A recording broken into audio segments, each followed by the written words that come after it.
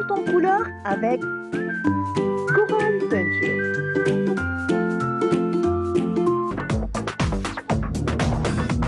Ensemble, vivons le bonheur d'Algérie. Ensemble, apprécions les couleurs d'Algérie. Le soleil, les merveilles du pays, un réveil de fraîcheur et de vie. Ensemble, vivons un moment de nostalgie.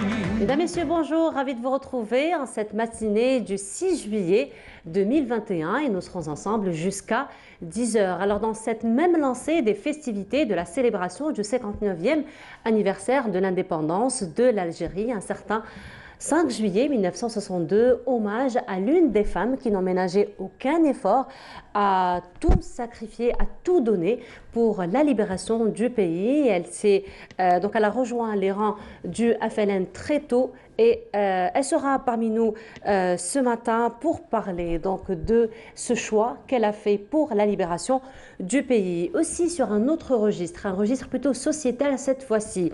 Il faut dire que c'est un fléau social qui touche la société algérienne, mais la société mondiale aussi. Il s'agit de la toxicomanie. C'est vraiment la période où plusieurs associations, plusieurs médecins se serrent les coudes d'ailleurs pour faire toute une campagne de sensibilisation par rapport à ce fléau qui touche donc la société. Nous en parlons ce matin. Fella Abraz s'intéressera encore une fois aux activités dans sa rubrique pédagogique qui sont destinées aux enfants. Cette fois-ci, elle s'intéressera à une association scientifique de neurotechnologie éducative et thérapeutique.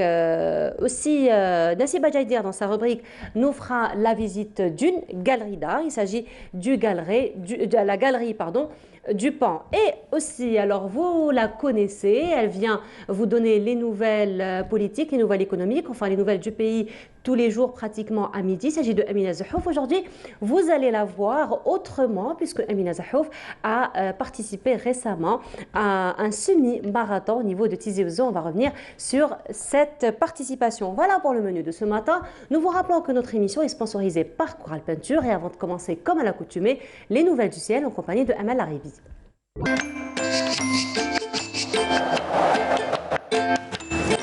La météo vous est présentée par Mobilis. Mobilis, أينما كنتم. Bonjour Amel. Bonjour Nour. Comment ça va depuis hier? Ah ben ça va. Chaudement, humidement. Oh là là, il fait trop chaud. Il fait trop chaud. Ah oui, oui. Ah, moi je préfère l'hiver, franchement. Ah oui, oui. Voilà, alors... si on pouvait zapper un peu l'été. Alors, contrairement à Mina Abed, quand elle vient, il y a du soleil, elle nous dit qu'il fait très beau aujourd'hui. Oui. Quand c'est Amal Laribi, alors quand c'est brumeux, quand il y a pluie, quand il fait froid, aujourd'hui il fait très beau. Ah oui, mais il va pleuvoir, oui, mais il fait très beau quand même. Alors aujourd'hui, ça va être comment? Une continuité dans la canicule? Ah mon Dieu, oui, il va faire chaud. Il va faire chaud, donc encore une fois, faites très attention. Il faut faire attention. Oui, oui, oui. Avec les feux de forêt en ce moment. Effectivement, les feux de forêt, ça commence. Oui, oui. Après, quand on voit les températures, ça n'arrange rien. Ça n'arrange rien. Ça n'arrange rien, effectivement. Mais bon, c'est la période. C'est la période. La période estivale. Il faut juste faire attention. Exactement. Un peu plus de détails, Amel? Merci, Nour. On y va. Bonjour à tous et bon réveil. Eh bien, pour aujourd'hui, le ciel se montrera dégagé à partiellement voilé près des côtes. Des foyers orageux vont se développer vers l'intérieur ouest, centre et est durant la journée. Quelques orages également vers le Bécharoua, le Égard, le Tassili. Ailleurs, le soleil sera bel et bien présent vers le sud-ouest, l'extrême sud, le Sahara central, le Nord-Sahara, les Oasis et le Sahara oriental.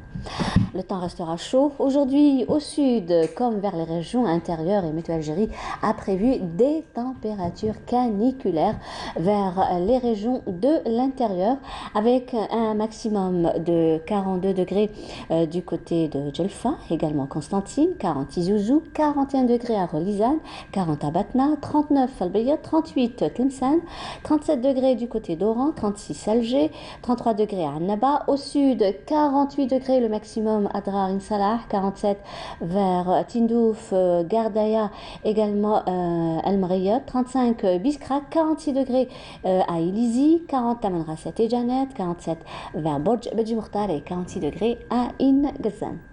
La mer aujourd'hui, eh bien, elle se montrera plutôt peu agitée sur les côtes ouest et est, plutôt calme sur les côtes centre, pardon, avec des températures de l'eau qui varient entre 22 à 24 degrés d'ouest en est, 22 sur les régions côtières ouest, 23 degrés vers les côtes centre et 24 degrés près des côtes est. Et on va faire un petit tour cette fois-ci vers le nord du continent africain. Le ciel restera plutôt dégagé vers Tunis, Tripoli, Le Caire, partiellement voilé, à N'Djamena, Niamey, Khartoum et Rabat, plutôt nuageux à l'Ayoun, occupé. Le mercure, quant à lui, affichera 27 degrés à Nouakchott, 26 à Rabat, 37 degrés à Tunis, 32 Tripoli, 38 Le Caire, également N'Djamena et Niamey, et le maximum cette fois-ci à Khartoum avec 40 degrés. Voilà, je vous retrouve tout à l'heure, juste après le journal télévisé de midi, et d'ici là, très très bonne matinée.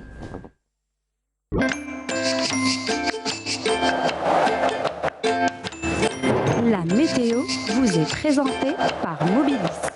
Mobilis, أينما كنتم. Finalement, ce sont des cartes qui ne changent pas grand-chose depuis hier. Hein. Ah, donc, oui. Un peu du rouge partout. Ah, du rouge, donc, encore une fois, vigilance. On prend les mêmes et on recommence. Voilà. Donc, finalement, encore une fois, vigilance, beaucoup s'hydrater et surtout se couvrir la tête, se protéger la tête si on a envie de sortir. Bah oui, voilà. Un petit chapeau, une casquette, l'écran total. Effectivement, mais sinon, Amel, il faut dire que cette semaine, beaucoup de familles algériennes sont en train de fêter une grande joie, la joie de la réussite aux examens de leurs enfants, particulièrement le BEM, en attendant encore une fois le baccalauréat. Et justement, dans cette perspective, notre collègue Salim Hnachi présente ses félicitations à son fils qui a décroché au la main le BEM, Hnachi Zakaria, aussi à Harma Abdelrahim, Benasser Oussama et Mhenni Raouf. Félicitations donc aux garçons et félicitations à tous ceux qui ont décroché leur BEM. J'imagine que Amel, toutes les familles ont quelque part quelqu'un qui passe à l'examen. Moi j'ai mes deux petits cousins, Mehdi et Yassine, je les félicite. Je vous embrasse. Allah Ibarak, félicitations. Merci beaucoup Amel. C'est moi. On se retrouve tout à l'heure après le journal télévisé du midi et celui de 19h. Exactement. Merci beaucoup Amel, bonne journée. Et on continue, pause musicale en compagnie de Akli Yahiyaten qui nous interprète Yel Menfi. ما يخلينيش الصبر يومي ما تبكينيش ولدك ربي ما يخلينيش يا المنفي اقول له لامي ما تبكينيش يا المنفي ولدك ربي ما يخلينيش يا المنفي يا داخل في ست بيبان والسابع فيه الجدعان هي داخل في ست بيبان والسابع فيها الجدعان او قالوا لي كاشي دخان انا في وسطهم دهشان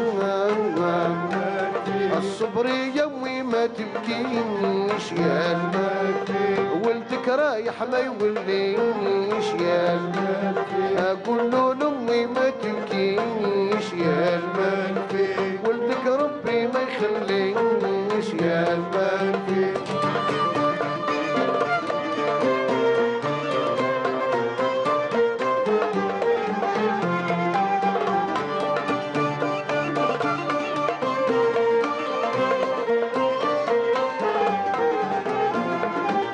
او كدوني لتريبي النار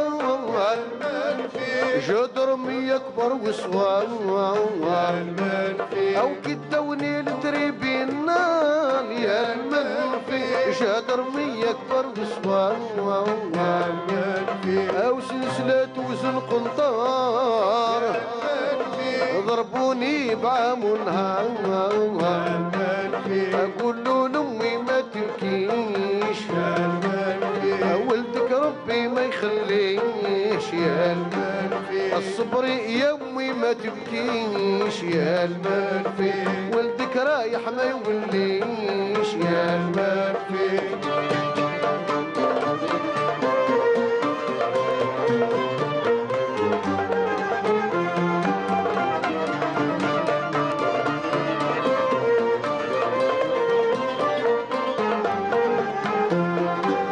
على الدخلة حفوا لي الراس عطولي زورو بياس يا المنفي على الدخلة حفولي الراس يا المنفي عطولي زورو بياس يا المنفي والبريف وعلي عساس يا المنفي على الثمانية سمع السيلاس يا المنفي اقول لامي ما تبكيش يا المنفي ولدك ربي ما يخليش يا المنفي الصبر يا امي ما تبكيش يا المنفي ولدك ربي ما يخليش يا المنفي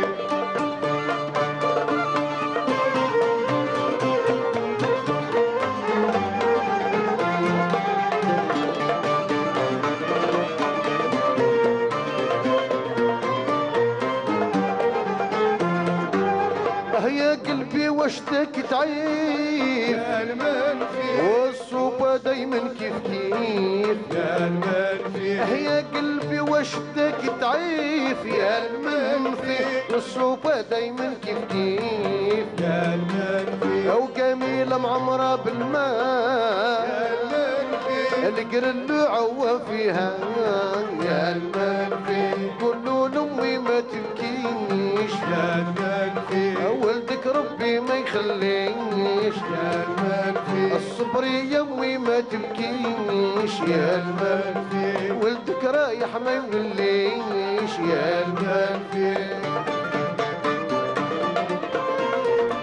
Et de retour sur le plateau, c'était donc Akli Hayaten qui nous a interprété Ya Al-Manfi. Et cette fois-ci, donc, registre social, mais aussi santé mentale, puisque nous allons parler de ce fléau qui touche le monde entier, ce fléau mondial. Il s'agit de la toxicomanie, puisque le 26 juin dernier, c'était la célébration de la journée mondiale de lutte contre la toxicomanie. Qu'en est-il donc de l'application de toutes ces recommandations? Nous en parlons ce matin en compagnie du docteur Mohamed Chakali. Bonjour. Merci beaucoup pour l'intérêt que vous portez à ce sujet très préoccupant.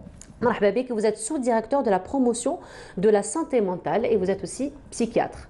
Alors, le 26 juin, docteur Chakali, il y a eu la célébration donc, de la journée mondiale de lutte contre la toxicomanie. Si on a érigé une journée mondiale, ça veut dire que le fléau est vraiment profond, le mal est profond. Effectivement, comme c'est une journée mondiale, effectivement c'est un phénomène mondial, tous les pays sont touchés. Notre pays l'est de plus en plus. Notre pays devient un pays consommateur. Notre pays est envahi par des drogues, que ce soit le cannabis, c'est le premier qui est utilisé, ou bien les psychotropes, c'est le deuxième.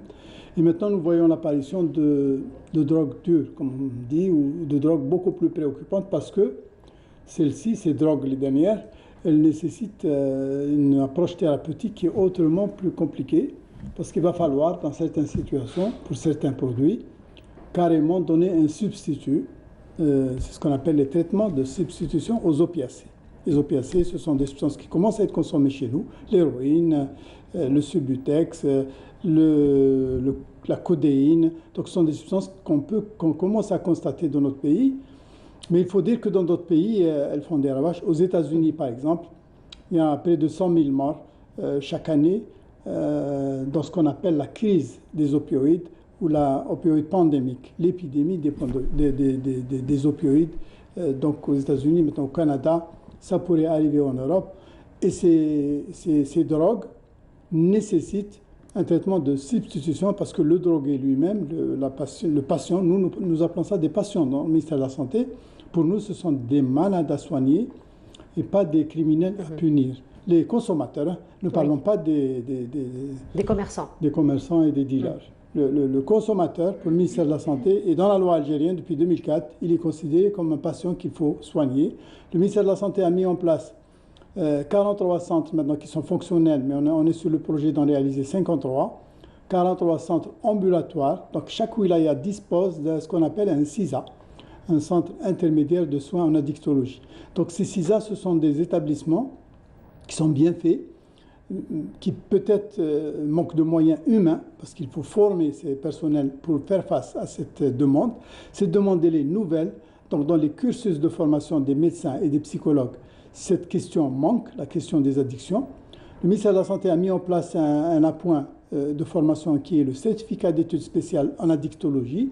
Donc nous avons maintenant de plus en plus de médecins addictologues dans ces centres. Nous en avons maintenant une quarantaine.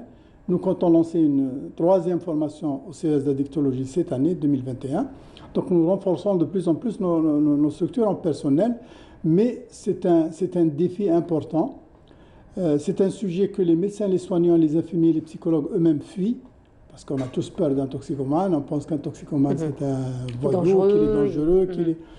Sur le terrain, ce n'est pas le cas du tout. Ce sont souvent des jeunes en plein désespoir, et ce sont très souvent aussi des personnes, des concitoyens, ce sont des concitoyens qui ont besoin d'être aidés, d'être soignés, et qui le demandent.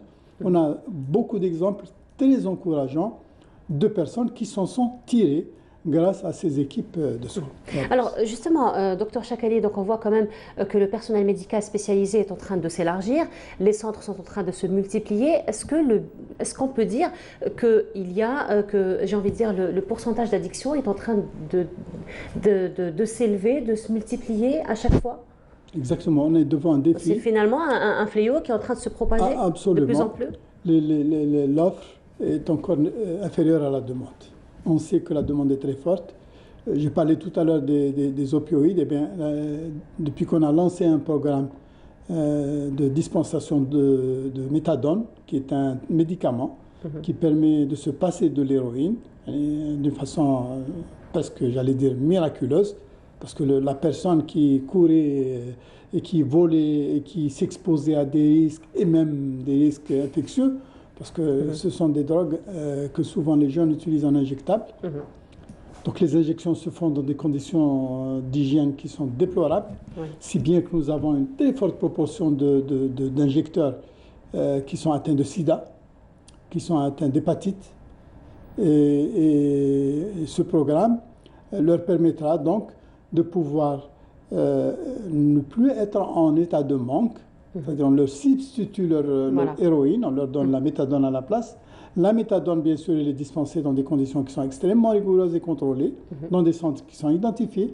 Nous avons même commencé cette année, depuis le 5 janvier 2021. Donc nous avons commencé l'expérience dans 2 centres, à Blida et à Cheraga.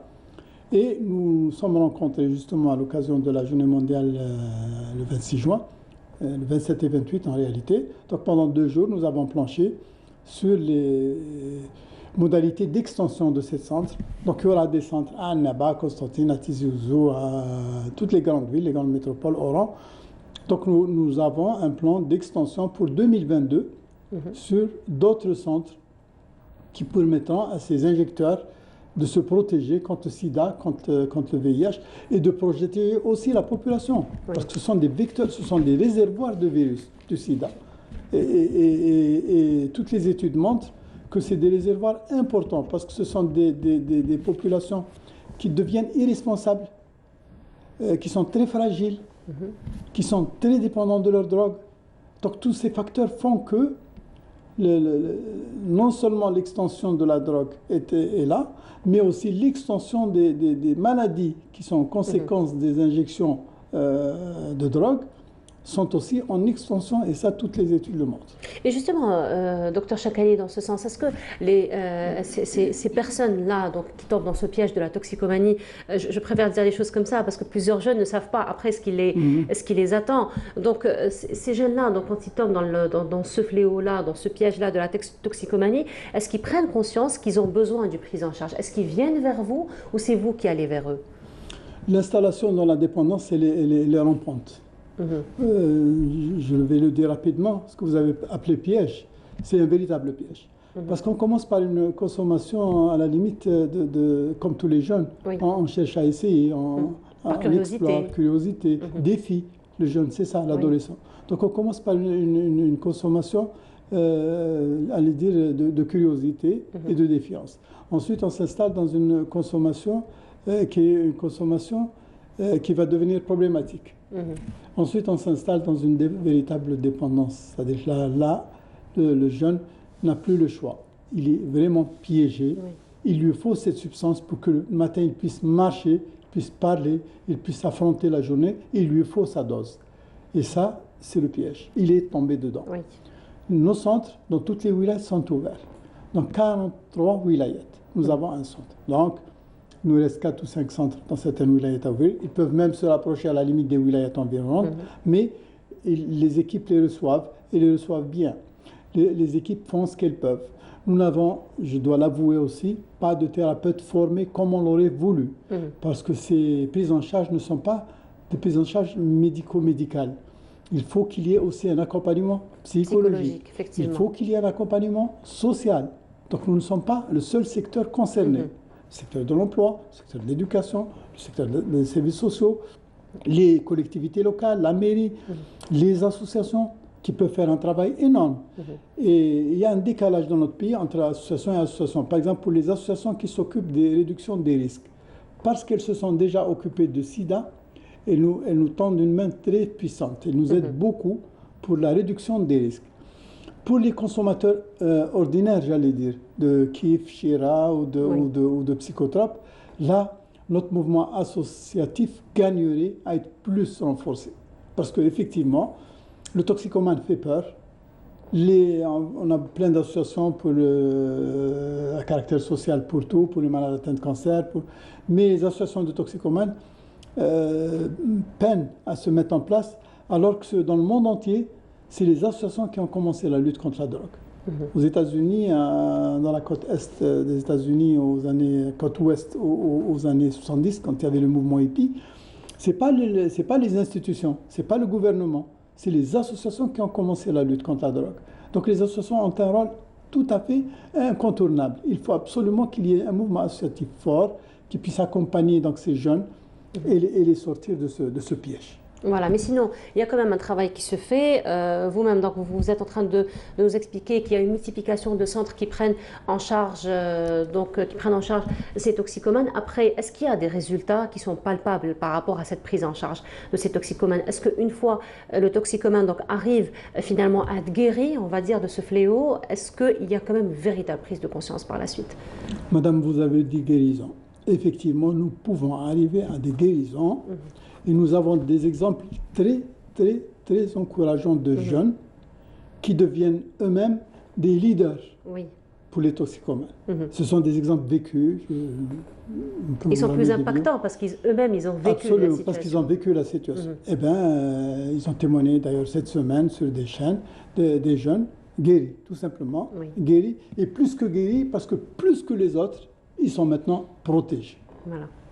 Ah bah, très bien, merci beaucoup. Docteur Mohamed Chakali, un dernier mot avant de se quitter. Eh bien, le mot, c'est l'appel à la société civile, c'est l'appel aux associations. Elles sont absolument incontournables. Elles existent pour lutter contre les fléaux sociaux en général, mais contre la drogue en particulier. Et un appel, bien sûr, destiné aux jeunes. Les centres existent, ils vous attendent. Et vous pouvez tous vous en sortir, tous, et je dirais même toutes. Parce que nous commençons à en voir maintenant de plus en plus de femmes dépendantes, même aux opioïdes. Donc il faut faire attention. Nous connaissons les circuits criminels de dealers qui pratiquement monnaient même certains services de certaines femmes, jeunes femmes. Et absolument, il faut que ces jeunes comprennent que les CISA, les centres intermédiaires de soins en addictologie qui existent dans toutes nos wilayats, les attendent à bras ouverts et feront ce qu'ils peuvent. Très bien, ben merci beaucoup encore une fois pour cet appel et on rappelle que c'est la responsabilité de tous, même des écoles déjà très jeunes, ça commence la sensibilisation. Dans les écoles, c'est le travail de la prévention, il gagnerait à être multiplié, on en a parlé aussi lors de la célébration, il y a un travail de prévention. La lutte contre la drogue commence à l'école primaire, c'est là où il faut agir. Et ben voilà, merci beaucoup. Je rappelle, docteur Mohamed Chakali, vous étiez parmi nous ce matin. Vous êtes sous-directeur de la promotion de la santé mentale et vous êtes aussi psychiatre. Merci beaucoup. Et on continue. Nous avons beaucoup parlé en compagnie du docteur Chakali du mouvement associatif de la société civile. Et justement, Samia Bouharour a rencontré l'une de ces associations. Il s'agit de la Fondation Maïra et on se retrouve juste après.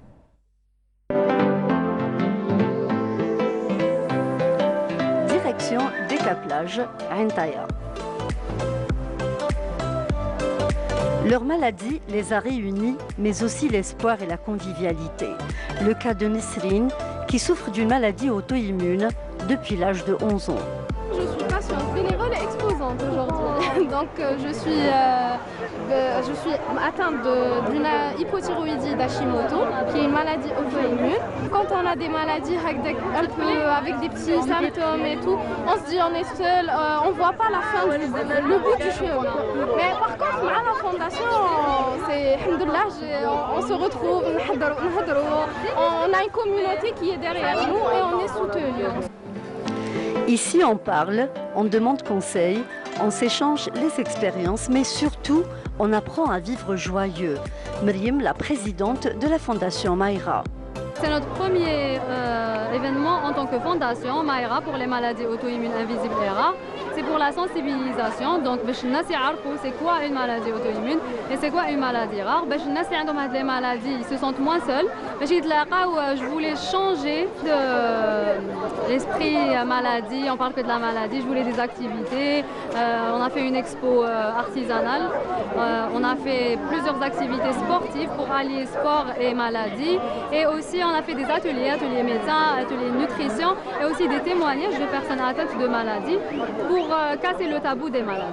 Je suis à la tête de l'association Salat Beach Tennis, responsable du tennis à Intaya. Le but de cette collaboration, c'est d'encourager les personnes atteintes d'une maladie auto-immune à faire des activités physiques. Entre mer et sable, tout le monde s'amuse et joue.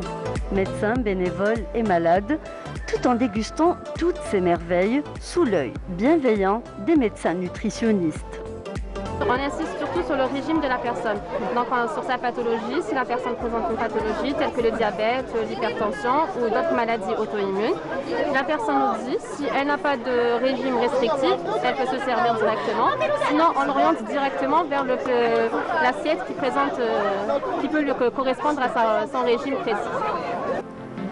Le maillon fort dans cet événement reste le contact direct entre les malades et les médecins bénévoles. Notre objectif en tant que médecin spécialiste en médecine physique et réadaptation, membre de la Fondation Mayra, est de sensibiliser les patients aux différentes maladies auto-immunes. On essaie de vulgariser déjà cette maladie afin que les patients ne se sentent pas seuls, de bien connaître leur maladie afin d'améliorer leur mode de vie et surtout leur qualité de vie. Cet événement était une occasion pour aider les malades sur le plan physique et moral en tissant des relations amicales. Et de retour sur le plateau, cette fois-ci nous allons aller du côté de Tizi Ouzou pour donc parler de ce trail à Mizav qui a eu lieu. Et nous avons l'organisateur parmi nous ce matin, M. Nafar Ben Chaban. Bonjour. Bonjour. Merci. Et comme je vous l'ai annoncé ce matin, elle a l'habitude de vous accompagner à midi pour les nouvelles donc, de l'actualité, pour l'actualité nationale et internationale. Amina Zahouf qui a pris part à ce marathon, à ce trail plutôt.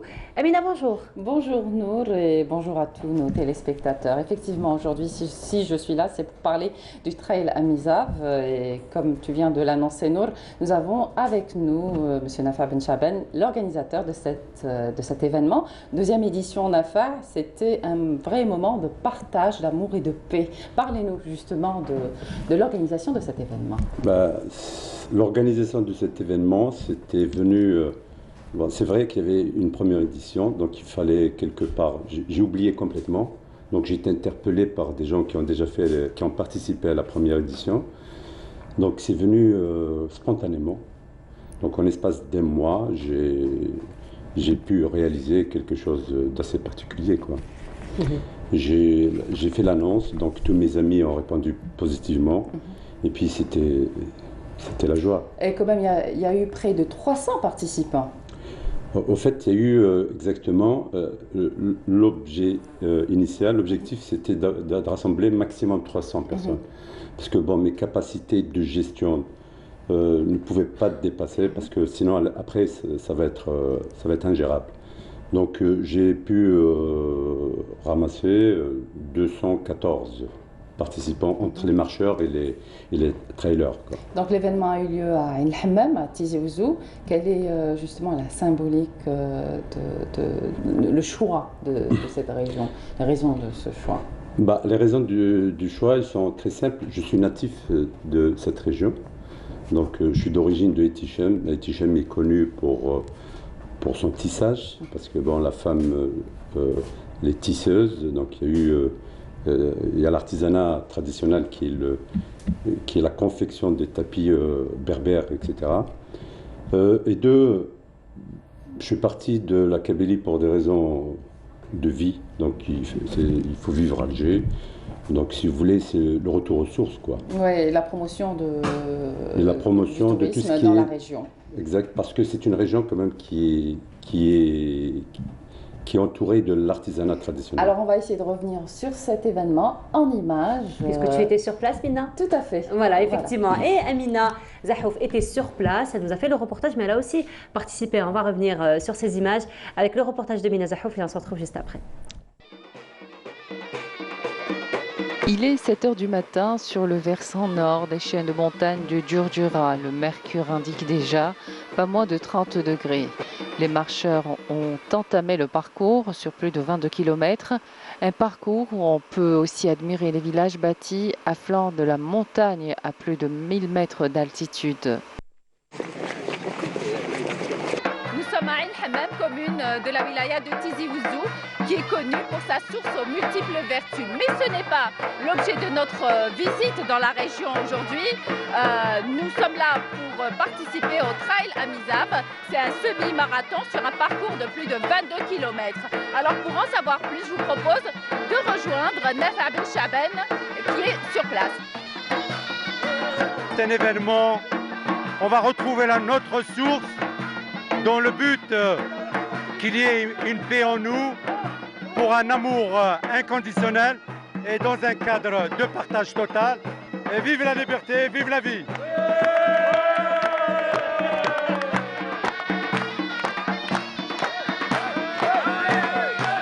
Le Trail Amizav, plus qu'une performance sportive, une leçon de vie. Au fil des kilomètres, une vue imprenable qui domine l'ensemble des villages voisins que traversent les marcheurs et les trailers. Arrivés à Tala Atheziri, c'est une immersion dans l'histoire qui nous est proposée. Découvrir le royaume de Koukou dont il ne reste que le village éponyme à quelques kilomètres de Tizi Ouzou.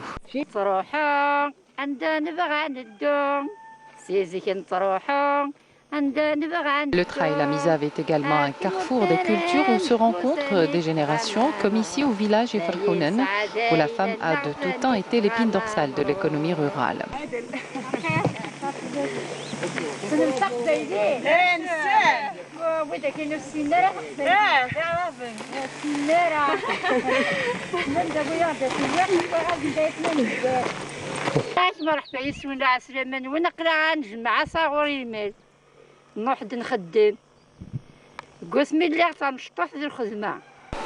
À quelques kilomètres de l'arrivée, la pression commence à se faire ressentir, tout comme l'épuisement des semi-marathoniens qui sont finalement arrivés au bout de leur parcours. 13, c'est le premier, bravo Anik. Deuxième, 235, bravo Anik. 222, le troisième. La course était très difficile, c'est la première fois que je parcours un tel circuit.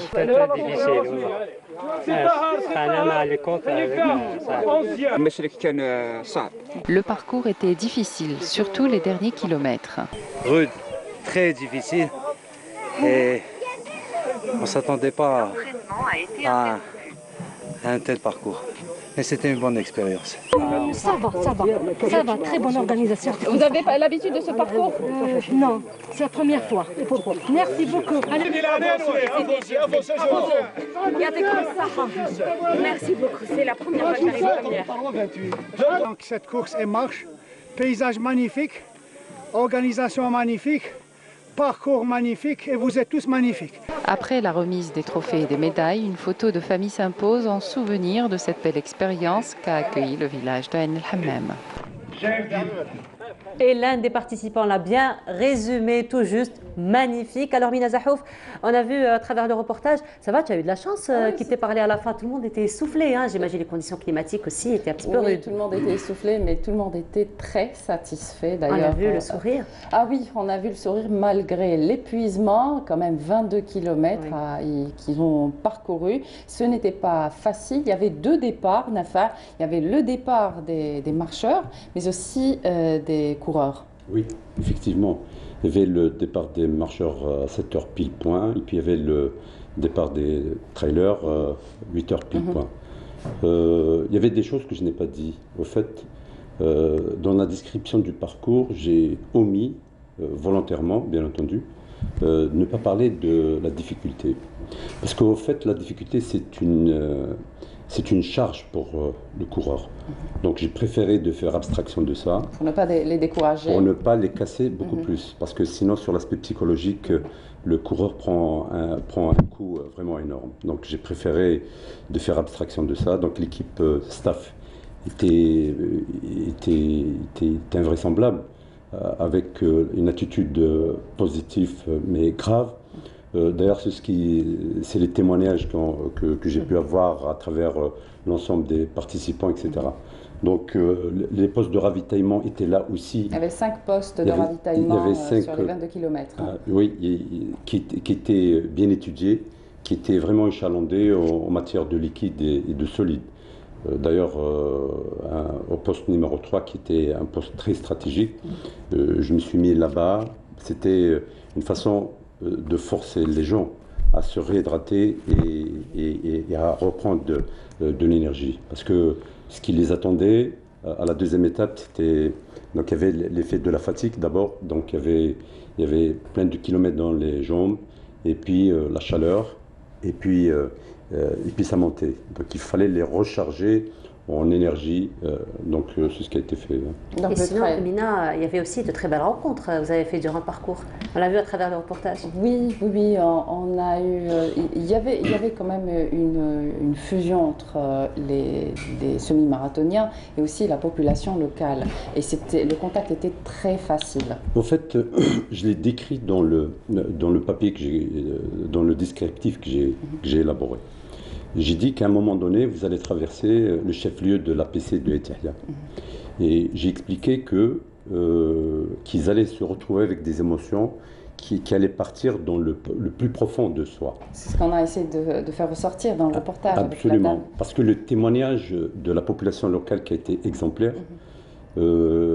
a été d'une portée invraisemblable sur l'aspect psychologique de la personne. Donc ils étaient en tant que témoins, ils étaient là pour applaudir, ils étaient là pour voir que finalement les seules limites, ce sont celles qu'on s'impose réellement. Donc il y avait des gens, il y avait des femmes d'un certain âge, il y avait des hommes d'un certain âge qui étaient là dans la difficulté, mais ils dégageaient une émotion invraisemblable qu'on voyait sur les visages des gens. Donc les gens, ils étaient joyeux, il y avait le bonheur réel. Et ça, c'est le véritable bonheur, parce que ça nous connecte réellement avec la nature, avec ce que la nature nous offre. En fait, ce n'était pas uniquement un événement sportif, c'était plus une leçon de vie. Exactement, parce que quand je l'ai surnommé, quand j'ai dit que c'était un misev qui veut dire la source, c'est une fontaine.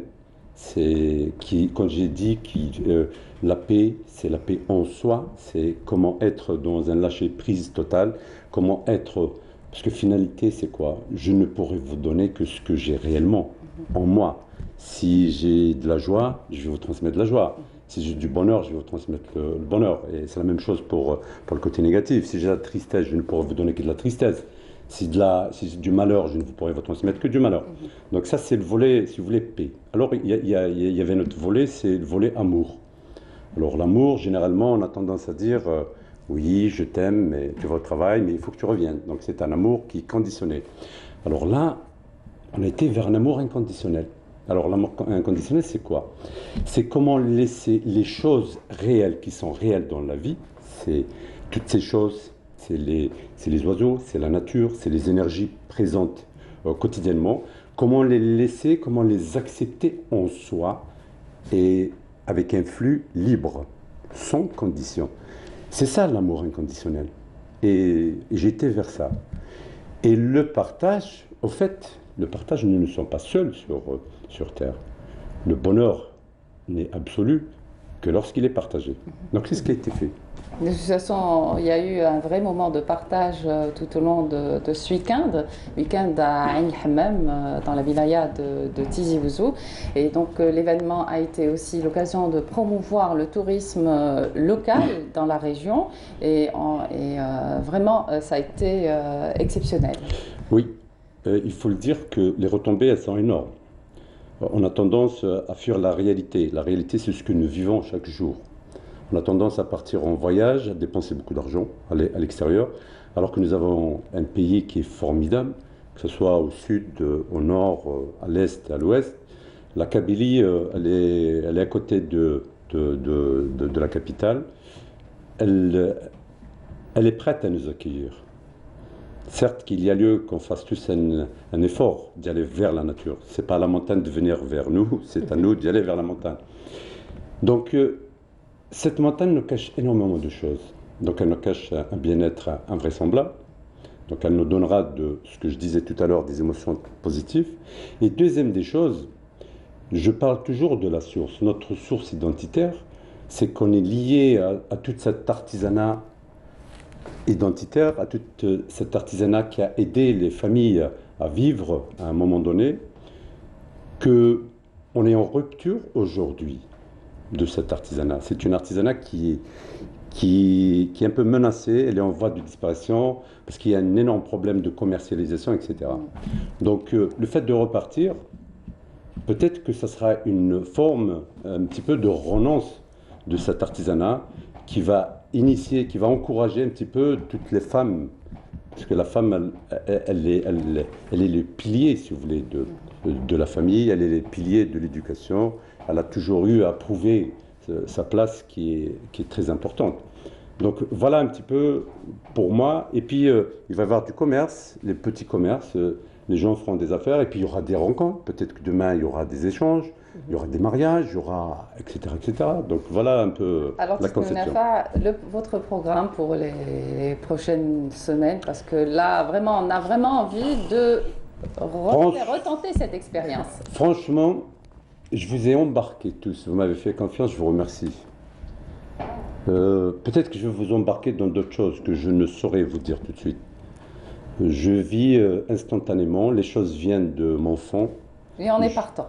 Et je suis toujours partant, mais je tiens par l'occasion de remercier l'ensemble de la population locale qui nous ont aidés, qui nous ont acceptés, parce que c'est très très important. L'acceptation, elle est très importante.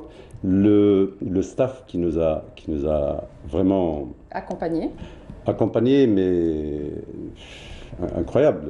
Il a été exemplaire avec l'attitude positive. Et puis les autorités locales, passons par le premier responsable qui est le chef de Daïra, le commandant du groupement, le président de l'APC de Etahia, etc. Et puis notamment la population locale de Etihichem qui a répondu positivement à cet événement. J'espère que les événements ne s'arrêteront pas là. J'espère qu'il y en aura plein. Comme ça, il y aura du choix pour tout le monde. Et on l'espère aussi. Et on est partant, nous dit Mina Zahouf, parce que Amina, toi-même, tu as participé, tu ne pouvais pas rester derrière la caméra, il fallait prendre part. J'y ai participé symboliquement parce que je ne pouvais pas, il fallait les suivre. Oui, fallait trancher. Mais ça a été vraiment une très belle expérience pour moi. Voilà, merci beaucoup Amina d'avoir été parmi nous ce matin. Amina, on te retrouve tout à l'heure pour le journal télévisé du midi.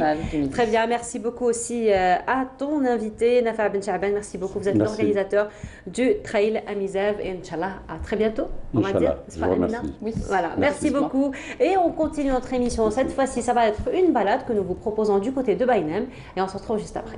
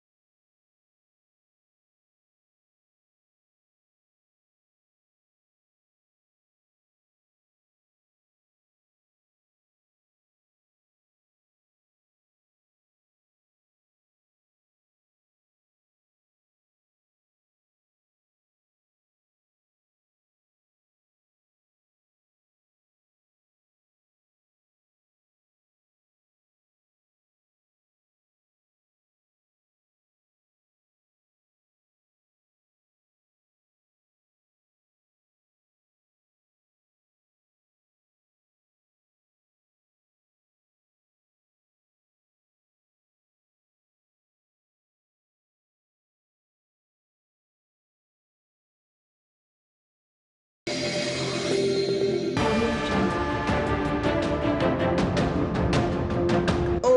une peinture algérienne aux normes internationales. Tous vos besoins en peinture intérieure, peinture métal, préparation de support ou peinture extérieure, choisissez Coral Peinture. Coral Peinture, c'est les mains à faire.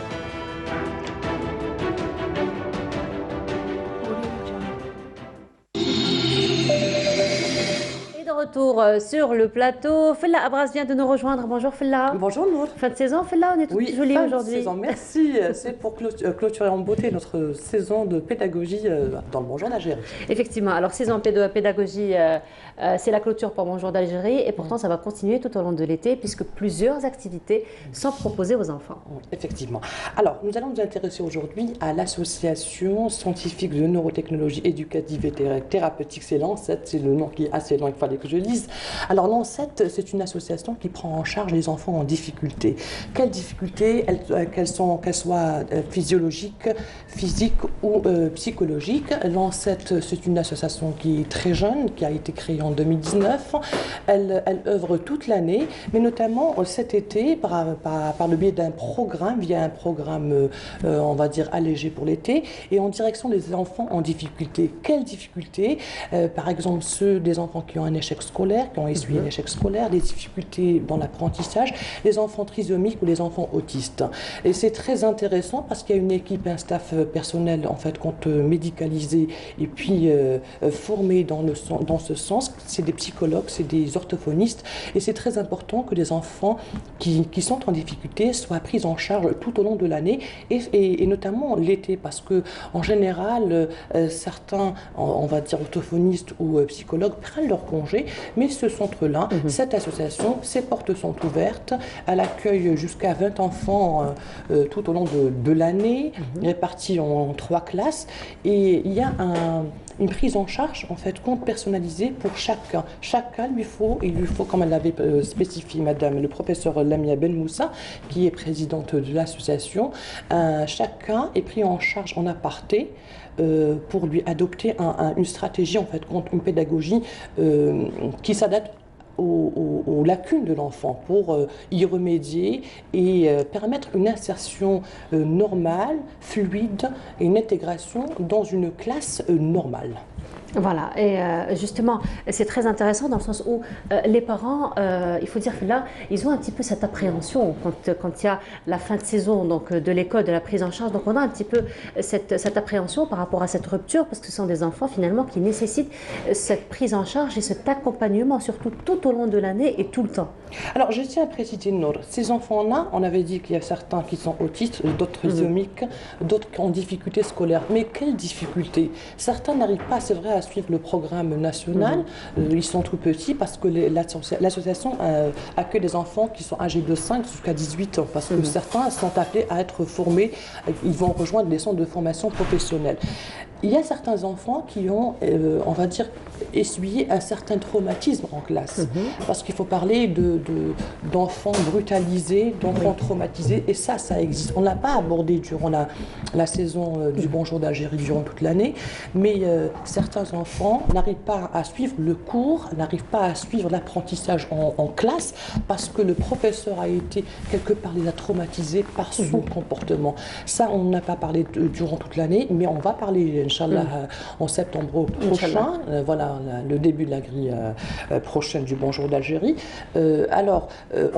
J'avais rencontré cette année-là une maman qui s'appelle, je citerai simplement son prénom, Linda, qui m'a parlé de son enfant qui n'arrivait pas à suivre à l'école parce que tout simplement le professeur le mettait au fond de la classe, premièrement, il n'arrivait pas à suivre parce que le professeur n'arrêtait pas quelque part de l'insulter d'une manière, par exemple dire à un enfant tu es un hmar, ça c'est très dégradant pour un enfant, il y a l'estime de soi. C'est carrément traumatisant, c'est traumatisant, de soi, effectivement, voilà, qui est mis en danger. Et actuellement son fils, qui est en première année, était en première année primaire, maintenant actuellement son fils, il se retrouve dans une association telle que l'ANSET qui le prend en charge. Il est pris en charge par une orthophoniste, il parle effectivement, mais il faudrait qu'il s'exprime, qu'il n'y ait pas de lacunes, qu'il n'y ait pas d'obstacles. Et puis, au deuxièmement, il est pris en charge par une psychologue. Ça, c'est très important, qu'il y ait des associations qui sont, en fait, compte un nombre très réduit dans la capitale. Je ne dirais pas, alors à l'échelle nationale, je pense qu'il n'y en a pas assez. L'ANSET fait un travail très important parce qu'elle ouvre ses portes cet été. Il y a un programme pédagogique, il y a un programme également qui fait en sorte que les enfants partent en sortie, en bord de mer. Ça, c'est très important. Pour les parents, oui, allez-y. Non, j'allais dire justement, parce que vous vous êtes rendu à cette association et vous avez rencontré les membres de l'association, mais avant de voir votre reportage, pour revenir un petit peu à Linda, donc la maman qui a vécu un petit peu ses affres avec son enfant, il faut aussi inculquer cette culture de dénonciation. Parce que elle l'a fait, mais tardivement. Il faut dire que la loi aussi prend en charge ce genre de situations qui sont carrément lamentables pour nos enfants. Voilà, la punition physique n'existe plus. Elle existait avant, elle ne doit plus exister parce que ça fait partie du code, en fait, compte de la déontologie. Et puis, l'enfant devrait être en sécurité en classe. Il doit être en sécurité à l'école. On confie nos enfants pour qu'ils apprennent, pour qu'il y ait une insertion normale dans la société. On prépare la génération future. Il ne faudrait pas qu'on les traumatise. Alors, ce qui fait que Linda, par exemple, elle a réellement souffert, elle a appelé, elle-même était traumatisée parce que la directrice de l'école, c'est un établissement privé qui se trouve à Alger.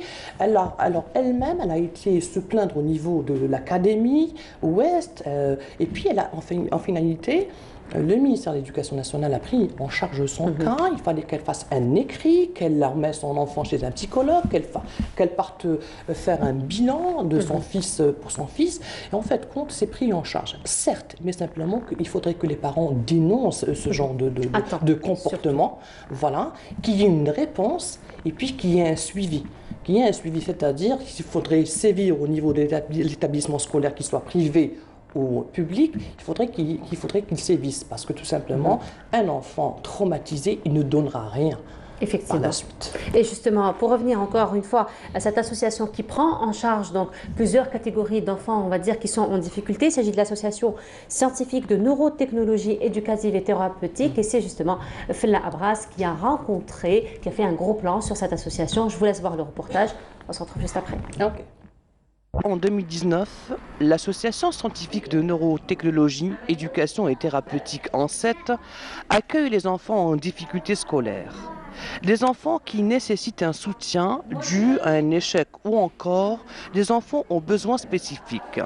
Tous sont pris en charge par un staff multidisciplinaire. Le staff, c'est des professionnels, des psychologues, des orthophonistes spécialistes en audiophonologie, des orthophonistes spécialistes en neurosciences cognitives.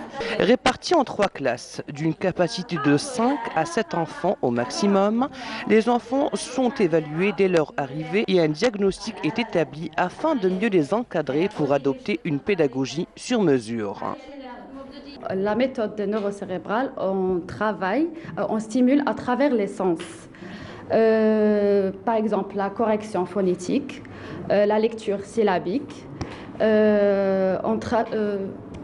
Voilà, et on travaille avec plein d'outils.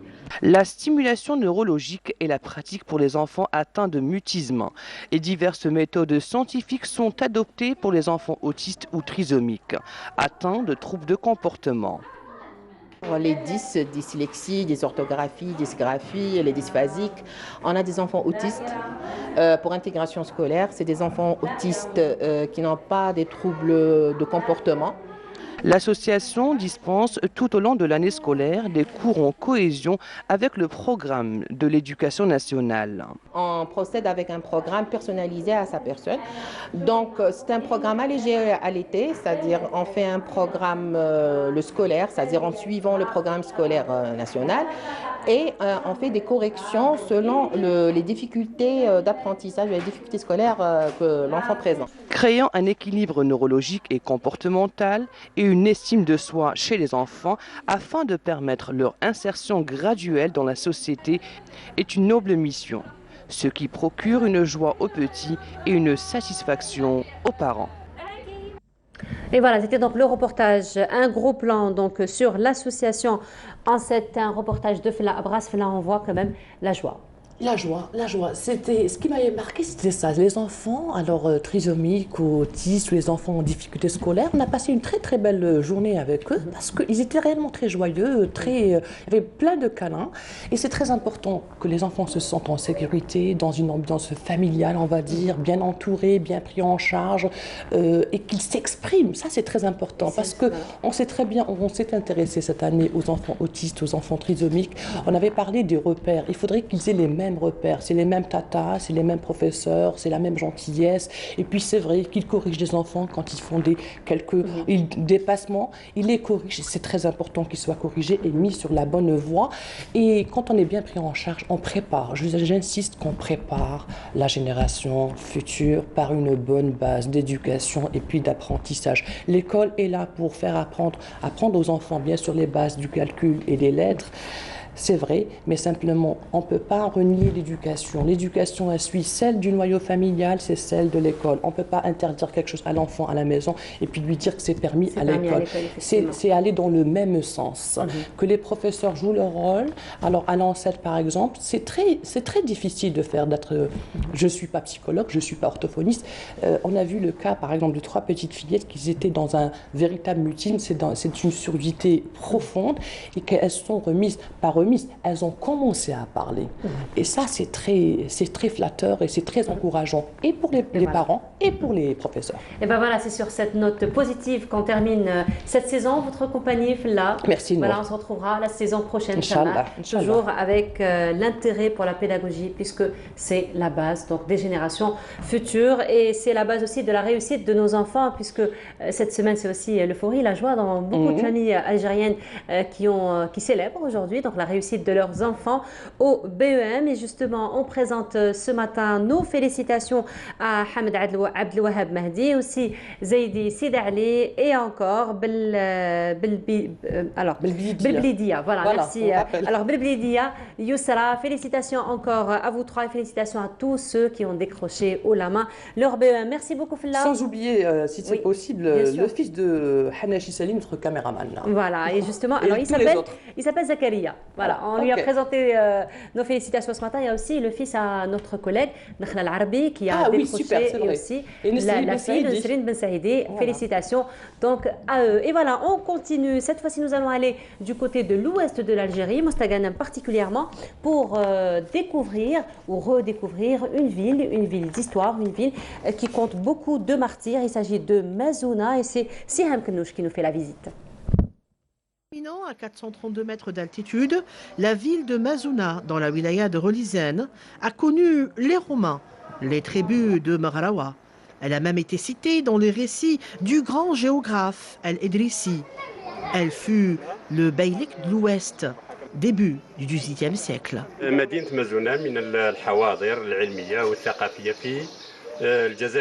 La ville de Mazouna était une grande cité, célèbre pour ses oulémas et son passé glorieux. Elle était la capitale du beylik de l'Ouest à l'époque ottomane. En 2 siècles, Mazouna a connu 17 beys, dont le plus célèbre, le bey Bouchlaram. Une ville au cachet bien de chez nous. Les ruelles et les dédales de sa casbah nous mènent vers un grand mûrier. À l'intérieur des bâtisses, des gardiennes de tradition qui perpétuent un savoir-faire ancestral. On raconte qu'à une certaine époque, il y avait 365 saints à Mazouna. La madrasa de Mazouna, fierté de la ville, fondée vers la fin du XVIIe, il fut un temps où tous ceux qui étudiaient ici obtenaient le titre de qadi.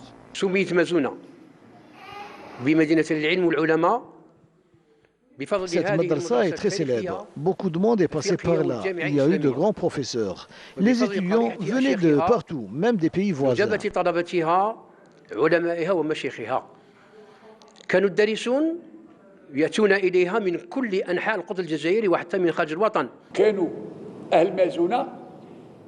Les gens de Mazouna se focalisaient sur 2 choses, les lieux de prière et les marchés de la région. Mazouna, ville des Mgharawa, ville du savoir et des ulama. Une vieille légende raconte qu'elle doit son nom à un trésor, celui d'une femme, Mawzouna. L'ancienne ville est elle-même un trésor à conserver et à protéger. Et de retour sur le plateau, c'était donc un gros plan sur Mazouna, cette ville d'histoire et qui se trouve au niveau de Relizane. Et c'est Sihem Penouche qui nous a fait la visite. Place à l'art, cette fois-ci en compagnie de Nassiba Jaïdir, comme chaque mardi. Bonjour Nassiba. Bonjour Noël, bonjour à vous tous. Ravi de vous retrouver. Eh ben, on est tout ravis aujourd'hui aussi.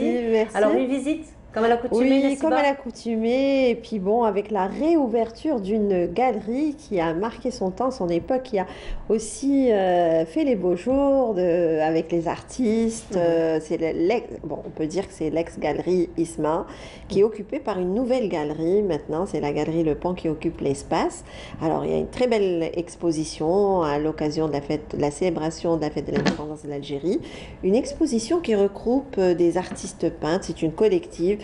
Donc, il y a plusieurs générations d'artistes qu'on retrouve dans cet espace. Alors, avec nous ce matin pour en parler, Amel Mihou, bonjour. Oui, bonjour Nassiba, et c'est toujours un plaisir. Bonjour, c'est toujours un plaisir d'être parmi vous. Plaisir partagé, la plus jeune galeriste. Alors, Nassiba insiste sur ça depuis ce matin, c'est la plus jeune galeriste. Attention, c'est la plus jeune galeriste. Qui est courageuse, qui est battante, qui s'est lancée un défi, qui s'est lancée dans cette belle aventure. Oui, c'est un grand challenge. Mais surtout, Nassiba, je voudrais juste intervenir, si vous permettez. Moi, à la galerie Le Pan, je garde quand même un souvenir très important et très intéressant durant le confinement, parce que c'est une galerie qui nous faisait chaque jour découvrir les œuvres des artistes.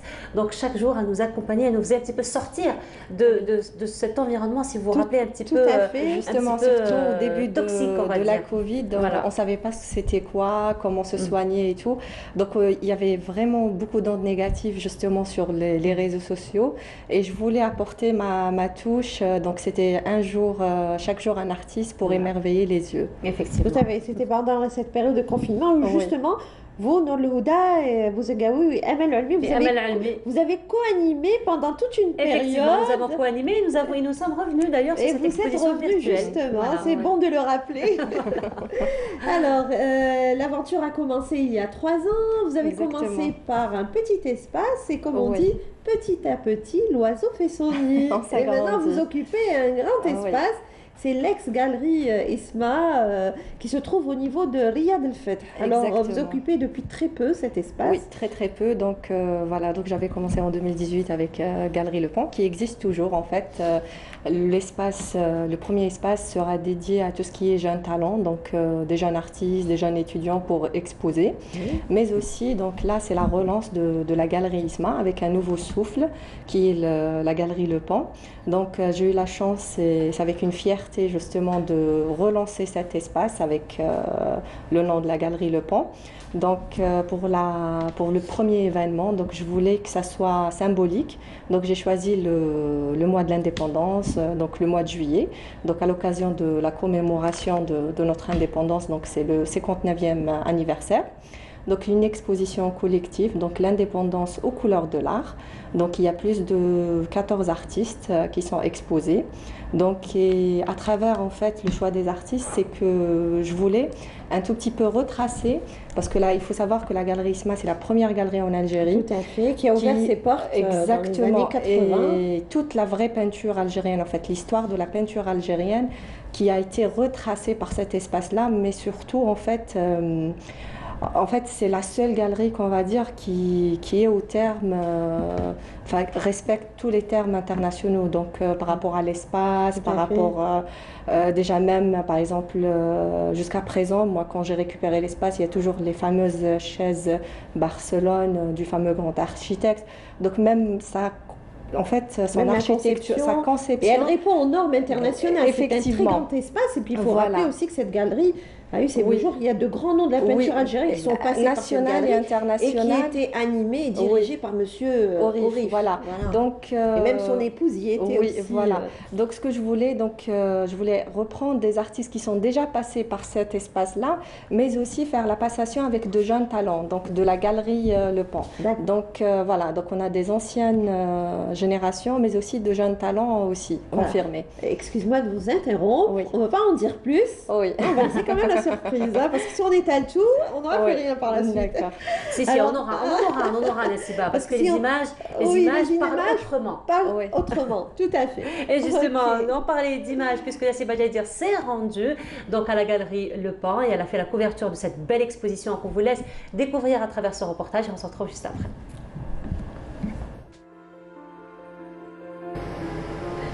C'est dans cette galerie qu'elle organise cette exposition.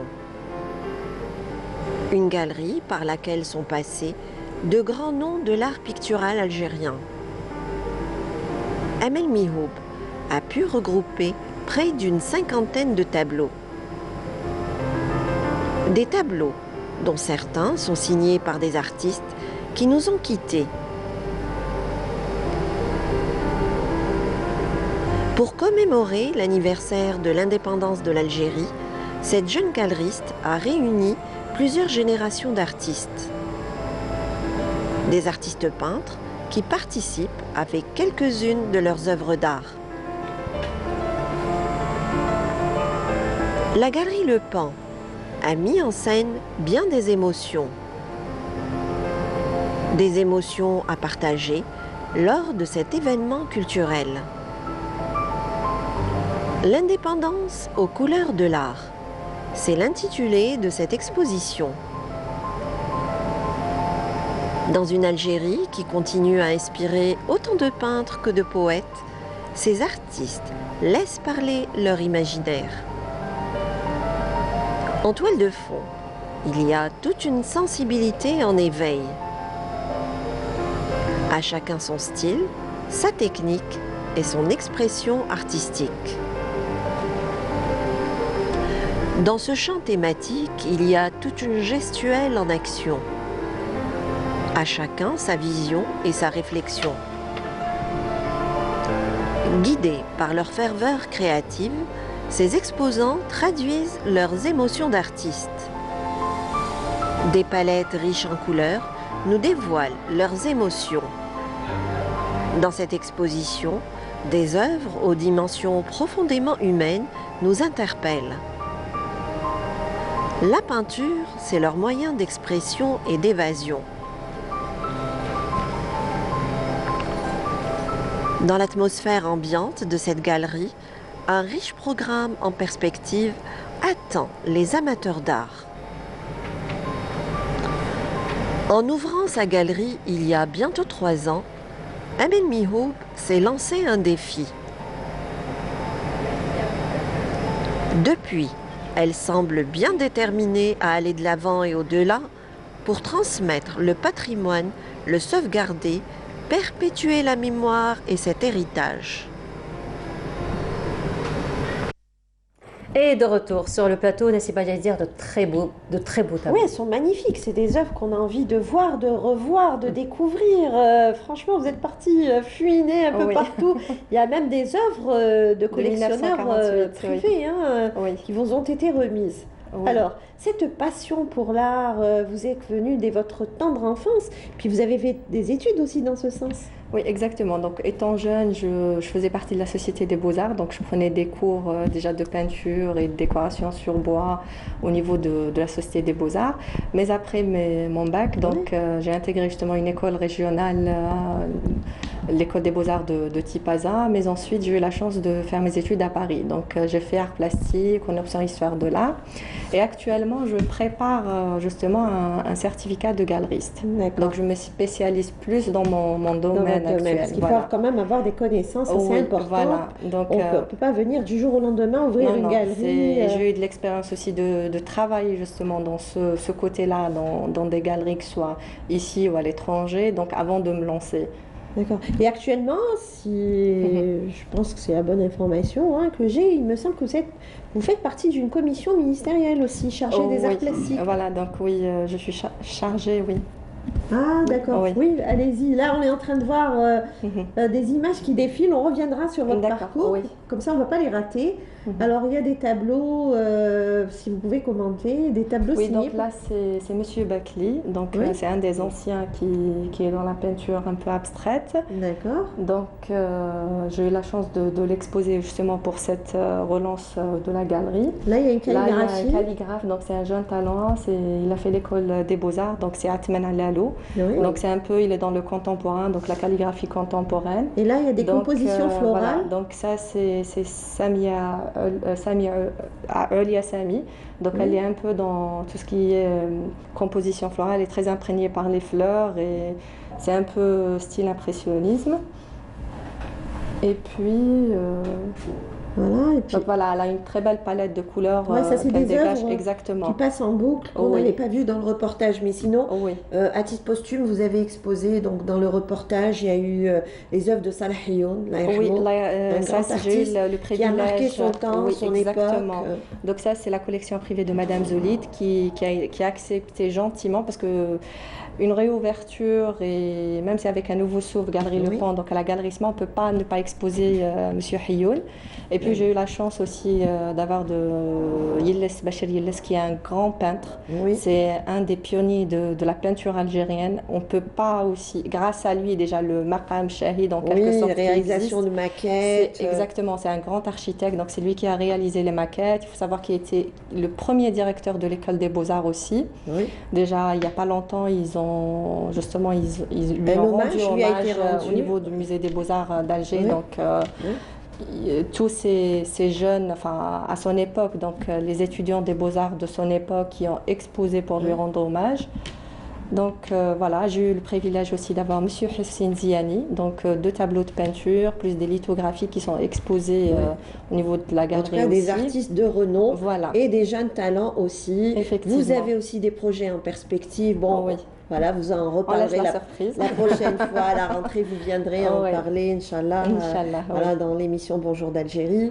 Et puis, je disais tout à l'heure, mais comme il y avait les images qui défilaient, vous faites partie d'une commission ministérielle et vous vous occupez des arts plastiques. Exactement. Donc, en fait, c'est l'aide aux projets artistiques, donc pour les jeunes artistes ou des artistes déjà confirmés.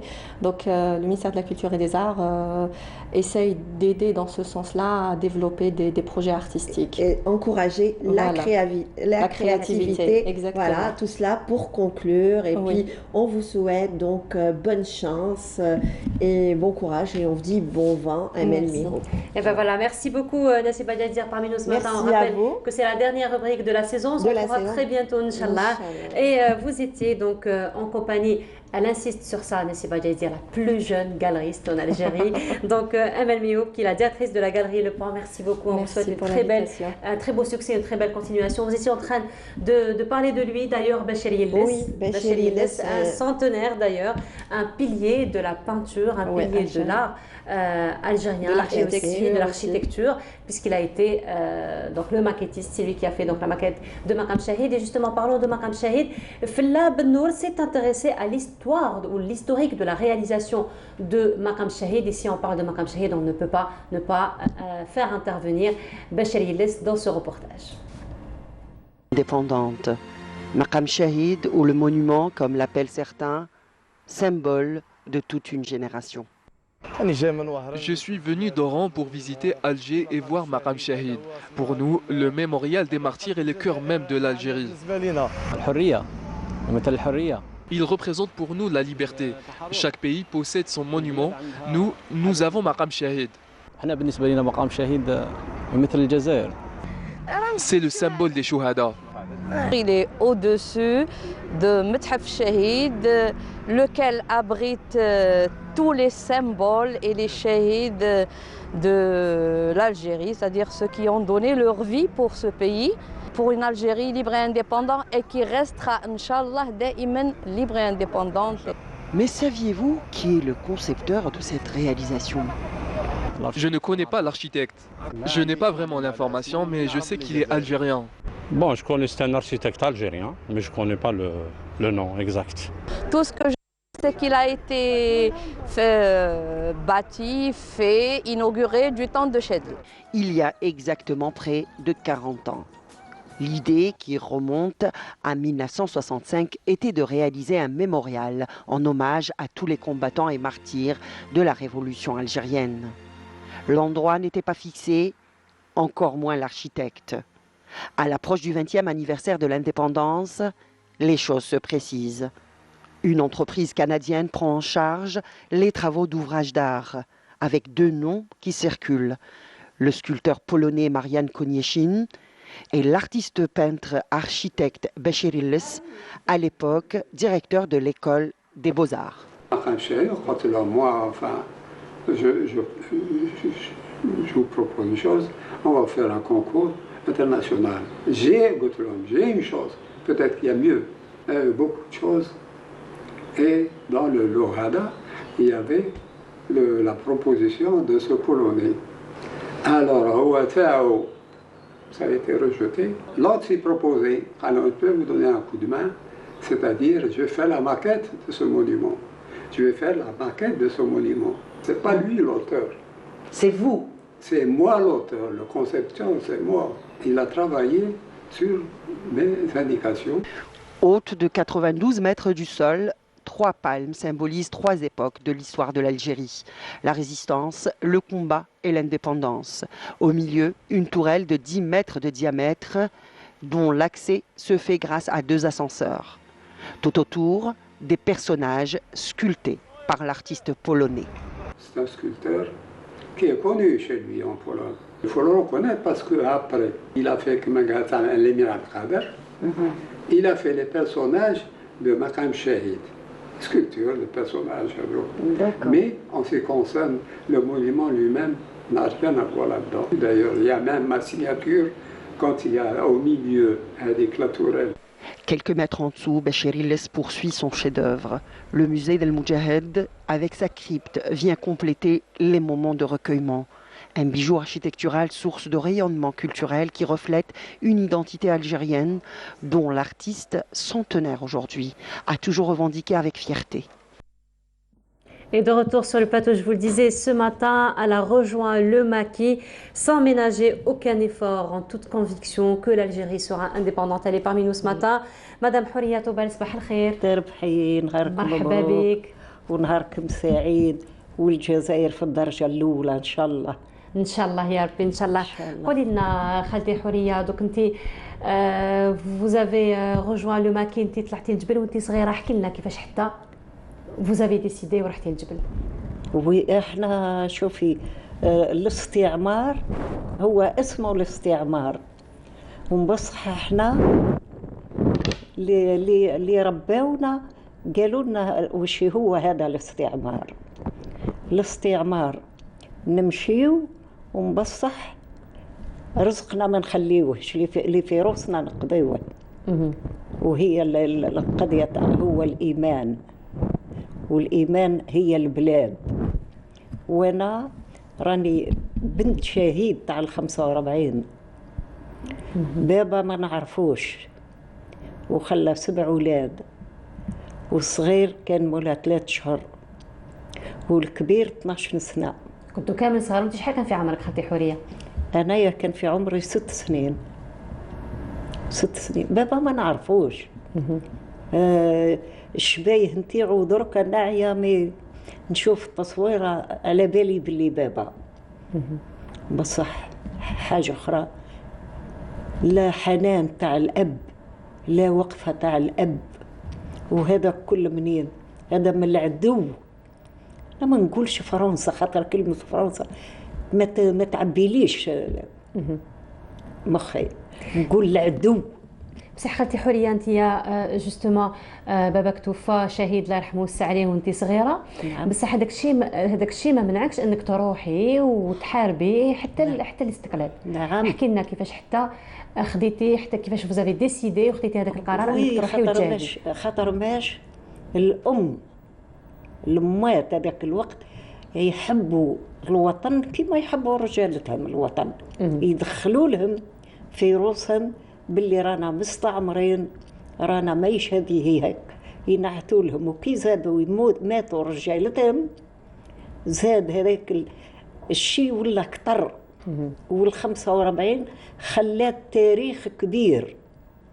هذه نزيد نقولها للمرأة تاع اليوم، خاطر شاك فوا يقولوا لي المرأة لازمها تكون هي في ذاتها مرأة. المرأة هي في ذاتها تكون مرأة وتبين روحها باللي مرأة، باش كي تكون هذا الصفات فيها. الراجل رايح يتسجع كي مات بابا خلاها م7 وكاين أي 45,000. وانا نهدر لك على كلمة مرأة من هادوك الآلاف ما دارتش راجل وقعدت على اليتامى، قعدت على اليتامى ورباتهم وعلمتهم ودارت لهم حب الوطن. رباتهم ودارت لهم حب الوطن ودارت لهم الصبر ودارت لهم المحبة. كيما درك حبة أنا مشني غير أنا نطلب ربي لا قوة إلا قوة بالله. نطلب ربي المحبة اللي كانت ترجع بلاد بلا ما نحبوا بعضنا ما تركبش، دار بلا ما يكون صدق ما تصدقش. وهذه هي الأمانة اللي أنا نحب نهدرها، أني أنا هذا هو علاه طلعت للجبل، وهذا هو الشيء اللي تكوننا به في الجبل. وإحنا كي كنا في الجبال ما كنتش غير أنا، كانت وكانت وكانت وكانت بزاف نساء وبزاف اللي مثلوا اللي ماتوا ربي يرحمهم واللي قعدوا على قيد الحياة. ربي إن شاء الله يطول في عمرهم. إن شاء الله ربي يطول في عمرهم. خالتي حورية جبتي لنا دي فوتو اليوم باش نشوفوهم. راح نشوفوا هذوك لي فوتو واحكي لنا برك كل مرة عليهم. Donc on va voir la première photo. Probablement on venait de la voir, donc on demande juste خالتي حورية هذه la première photo جبتيها لنا.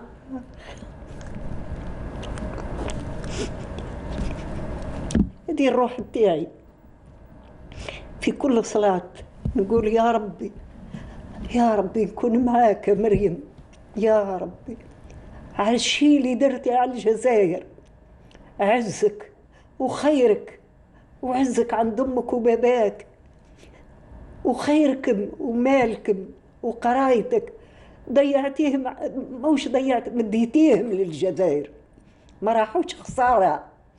تاريخك يجهل. وانا نقول اليوم للعبد تاع اليوم يا ناس كونوا واقفين على البلاد هذه، البلاد بلا تاريخ ما تقضيو والو ما تقضيو. التاريخ والتربية الشبيبة هذيك هي اللي تقضيو على كل شيء. وربي هو اللي فوق منا وهو اللي يوصل البلاد كيما وصلنا يا ناس.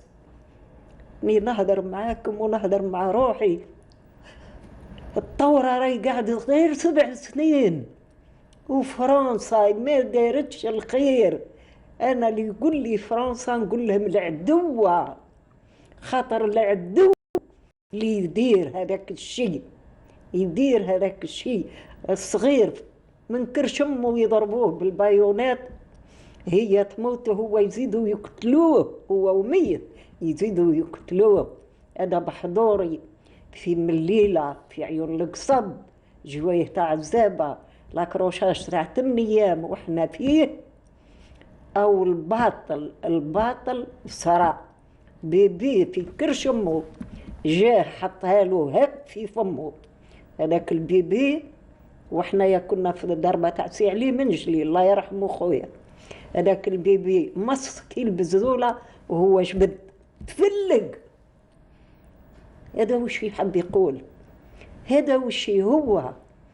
هذه الجزائر راهي جاهدت بعبادها بحيوانها استغفر الله يا ربي.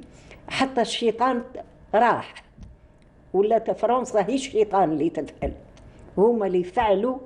وهذاك الإيمان تاعنا والصدق اليوم الحمد لله. هاي التصويرة، هاي عندنا تصويرة واحدة أخرى. هذه تصويرة هاي فيها الجماعة اللي كنت معاهم وكاين اللي ما كنتش معاهم. هذه فيها سي لامين خان، فيها سي مسعود بوجري وخويا العزيز.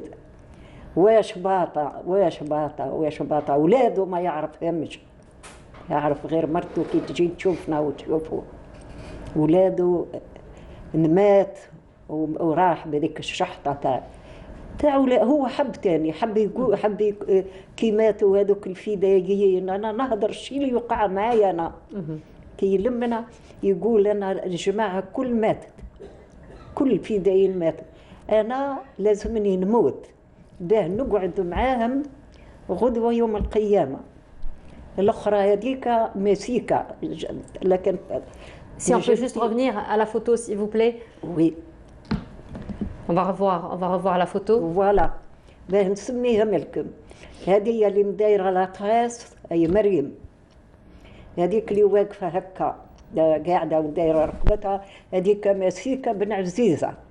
هذيك الموت نتاعها كيفاه ماتت نعطي لكم، وكون تعملوا تعيطوا على فاطمه طرودي خاطر هي كانت معاها كما كنت انا مع مريم.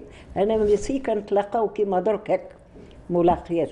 مسيكه نهار اللي ماتت كانت معاها فاطمه طرودي ومجاهدات اخرين.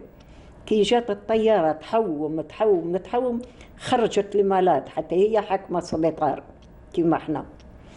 كي حومت خرجت لمالات خاطر احنا السبيطار مدايرين فيه فرونشيات كما هو السبيطار، فرونشي داير هك.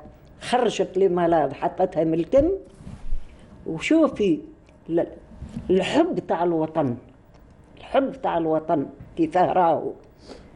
على جال باطة فيها 3 ولا 4 مقاس انسترومون تاع الانفيرمري. هادوك هما اللي ولات تقول لك الطياره درك تمومباردي السبيطار يتحرقوا ما عندناش باش نداويو. هو حب الوطن، حب الوطن باش ما تقعدش كيف. كي ولات لهم وجات خارجه طياره ما نعرف كيفاه شافت بهذاك الرادار نتاعها وتضربها بالروكات. ايماجيني. ومسيكه ماهيش واحده من ولا، هاي من الجويه تاع السطيف بن عزيزه راحت لي سنتارنو وقيله هي كيما هيك. كانت تقري في القور يلا بلي دو بارتي دباك. وعلاه خلات هذا الشيء كله. انا نقول كي نعود معاه نقول انا عندي لاكوز. لاكوز هو بابا واليتامى وهما خاطر حب الوطن. والديهم مهما وش كان يقول لهم هذه البلاد ما استعمرنا، ما لازمش نقعدوا لها هك، لازم نهزوا يدينا عليها. ضربتها الطياره يما العزيزه نكملها لك باه تقعد التاريخ الحي. كي ضربتها الطياره مسيكه كيما هنا وراسها كيما لهيه. نعم هديه. ويقول لي انا نقولها العدوه، نقولها العدوه. جوستومون خالتي حوريه انتوما فوزيت ساكريفيي، انتوما مديتوا كل شيء لهذه البلاد والحمد لله يا ربي. نوزافون يو لانديبوندونس دونك دينا الاستقلال الحمد لله يا ربي. اليوم راكي معنا وربي يطول في عمرك ويعطيك الصحه اللي جيتينا. فو نوزافي راكونتي ميم سي سي افروز كو فو فوني دو راكونتي، ولكن الناس اللي راهي تشوفك اليوم، لا جوناس اللي راهي تشوفك اليوم، الشبيبه اللي راهي تشوفك اليوم، واش تقدري تقولي لها؟ انا كي تعيطوا لي ومفرغ قلبي هك للشبيبه باه يفهموا البلاد هذه واش تسوى، وباه يصبروا كما صبرنا احنا للعدو، حتى هما يصبروا بشوي بشوي بشوي والحاله تمشي واش يكونوا هما الشبيبه تكون في المستوى. يعطيك الصحه خالتي حوريه. دونك اون رابيل اون فوز افي اون كومباني دو سميه زروالي جات لعندك زارتك. Elle vous a fait un très beau portrait, donc on l'a vu dans son émission تحويسه. دونك سميه زروالي qui a rendu hommage à خالتي حوريه طوبال. خالتي حوريه طوبال ميرسي بوكو، يعطيك الصحه اللي جيتينا اليوم وربي يطول في عمرك. دقيقه وانا نستكتر خيرها خاطر طفيله في المستوى وفرحت بيها وبيكم الكل. انا نحب الجزائر، انا نحب البلاد ونحب اللي يحبها ما نحبش القصور وهذيك، نحب البلاد هك تكون هك.